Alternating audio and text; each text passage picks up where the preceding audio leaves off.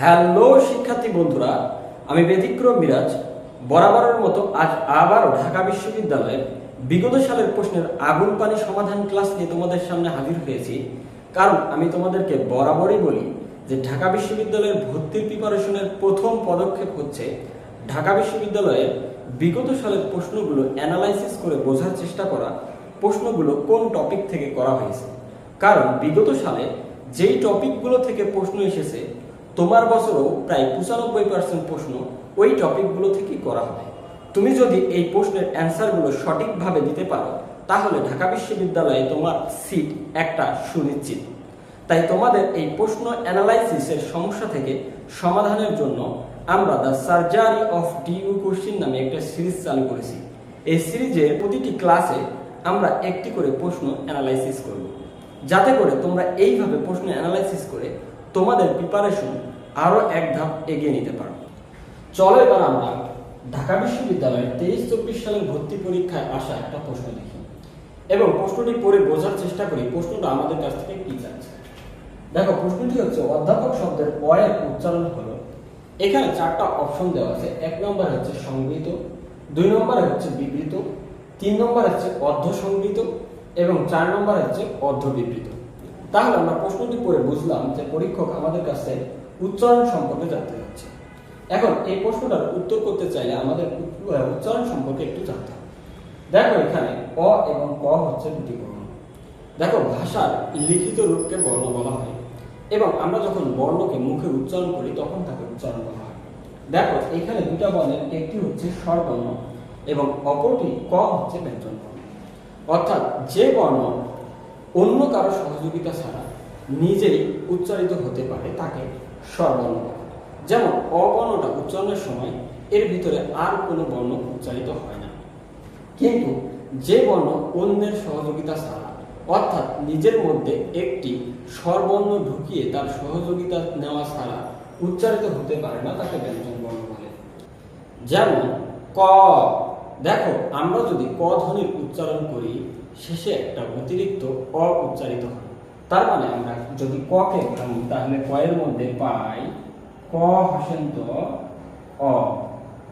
অনুরূপভাবে আমরা যদি কা কে ভাঙি তাহলে কা এর মধ্যে পাই ক হসন্ত প্লাস আ। যদি তোমরা এইটুকু বুঝে থাকো তাহলে চলো আমরা আরেকবার প্রশ্নটা একটু দেখে আসি। দেখো, প্রশ্নটা হচ্ছে অধ্যাপক শব্দের অ এর উচ্চারণ হলো। অর্থাৎ পরীক্ষক আমাদের কাছ থেকে এখানে জানতে যাচ্ছে আমরা অ এর উচ্চারণ জানি কিনা। তাহলে চলো আমরা এই প্রশ্নটা সমাধান করার পূর্বে একটু অ এর উচ্চারণ সম্পর্কে জেনে আসি। দেখো, অ ধ্বনির উচ্চারণ হচ্ছে দুই রকম। একটা হচ্ছে সাধারণ উচ্চারণ অর্থাৎ অ ধ্বনি অ এর মতো উচ্চারণ, আর 2 নম্বর হচ্ছে অ ধ্বনি ও এর মতো উচ্চারণ অর্থাৎ কখনো কখনো অ ধ্বনি তার পাশের বর্ণের প্রভাবে অ উচ্চারিত না হয়ে ও এর মতো উচ্চারিত হয়। দেখো, ব্যাকরণবিদরা এই দুই প্রকারকে একটিকে বিবৃত নাম দিয়েছে আর অপরটিতে সংবৃত নাম দিয়েছে। দেখো, অ ধ্বনিকে অ এর মতো উচ্চারণ করলে তুলনামূলক ও বলার চেয়ে ঠোঁটটা একটু বেশি ফাঁকা থাকে, তাই এর নাম দেওয়া হয়েছে বিবৃত। কারণ বিবৃত শব্দের অর্থ হচ্ছে বিস্তারিত, বিশ্লেষণমূলক বা বড়। যেহেতু অ কে অ এর মতো উচ্চারণ করলে তুলনামূলক ও বলার চেয়ে ঠোঁটটা একটু বেশি ফাঁকা থাকে, তাই এর নাম দেওয়া হয়েছে বিবৃত বা বিস্তারিত বা বড়। কিন্তু অ এর উচ্চারণ যখন ও এর মতো হয় তখন তুলনামূলক অ বলার চেয়ে ও বললে ঠোঁটটা একটু কম ফাঁকা থাকে, তাই এর নাম দেওয়া হয়েছে সংবৃত। কারণ সংবৃত শব্দের অর্থ হচ্ছে সংকুচিত।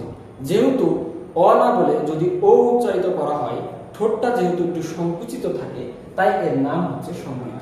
তাহলে আমরা এখান থেকে বুঝতে পারলাম অ ধ্বনির উচ্চারণ হচ্ছে দুইটা, একটা হচ্ছে বিবৃত আর 2 নম্বর হচ্ছে সংবৃত। তাহলে এই দুইটা মানে অপশনের বাইরে যদি অপশনে আর কোনো প্রকার থাকে তাহলে আমরা সেইগুলো ক্রস দিয়ে দেবো, মানে সেগুলো হলো ক্যান্সেল। তাহলে দেখো, এখানে অর্ধ সংবৃত এবং বিবৃত এই দুইটা প্রকার এই অ ধ্বনির উচ্চারণের মধ্যে নেই, বিধায় এই দুটো হচ্ছে ক্রস বা ক্যান্সেল। তাহলে এখন দেখো, অপশনে আর দুইটা মাত্র অপশন থাকে, সেটা হচ্ছে সংবৃত আর হচ্ছে বিবৃত। দেখো, সংবৃত আর বিবৃত মানে সংবৃত মানে ও এর মতো উচ্চারিত হবে আর বিবৃত মানে অ এর মতো উচ্চারিত হবে। তাহলে চলো আমরা আগে একটা নিয়ম দেখে আসি।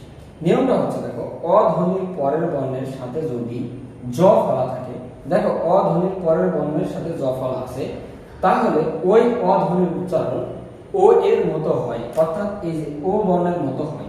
তাহলে আমরা বুঝলাম এই যে অদ্য, দেখো এই অ ধ্বনির পরের বর্ণ দ এর পরে জ ফলা আছে, তার মানে বুঝলাম এখানে আমাদের অটা ও এর মতো হবে। তাহলে ও এর মতো বসালাম।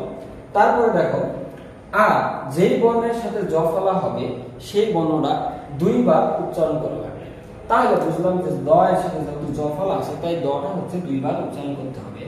প্রথম ডটায় জ ফলা, এবং দেখো অদ্য উচ্চারণ করলে শেষে একটা ওকার উচ্চারিত হয়, তাহলে এখানে একটা ওকার দিলাম অদ্য।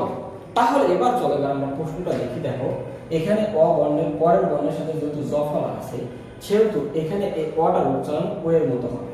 তাহলে যেহেতু অ এর উচ্চারণ যদি ও এর মতো হয়, তাহলে ঠোঁটটা একটু কম ফাঁকা থাকে, তাই এর নাম দেওয়া হচ্ছে সংকৃত বা সংকুচিত। তার জন্য এই খ নম্বর অ্যান্সারটা বা 1 নম্বর অ্যান্সারটা রাইট। দেখো এবার আমরা এই প্রশ্নটা একটু সার্জারি করি। দেখো প্রশ্নটা সার্জারি করে আমরা পেলাম, প্রশ্নটা উচ্চারণ মানে বাংলা ব্যাকরণের উচ্চারণ বিষয় থেকে প্রশ্নটা করা হয়েছে বা টপিক থেকে এই প্রশ্নটা করা হয়েছে। তার মানে আমাদের বেলায়ও এই উচ্চারণ থেকে প্রশ্ন আসতে পারে, তাই এই উচ্চারণটা তোমরা নারী নক্ষত্র একবারে ভালো করে পড়ে নিবে। আজ এই পর্যন্তই, আবার দেখা হবে নতুন কোনো ভিডিও নিয়ে। যদি ভিডিওটি ভালো লেগে থাকে তাহলে বেশি বেশি লাইক, কমেন্ট এবং শেয়ার করে বন্ধুদের মাঝে ছড়িয়ে দাও।